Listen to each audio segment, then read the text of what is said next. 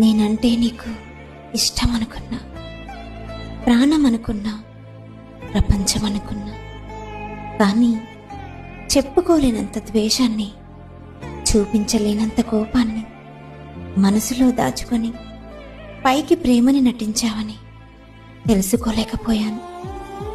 ఇన్ని రోజులు నువ్వు నాకు కాల్ చేయకుండా ఉంటే బిజీగా ఉండి కాల్ చేయలేదేమో అనుకున్నా. కానీ ఇంకొకరితో బిజీ అయిపోయి నన్ను మర్చిపోయావనుకోలేదు. నీకు ప్రేమంటే జస్ట్ టైంపాస్ ఏమో, కానీ నాకు ప్రేమంటే నీతో నేను ఊహించుకున్న జీవితం.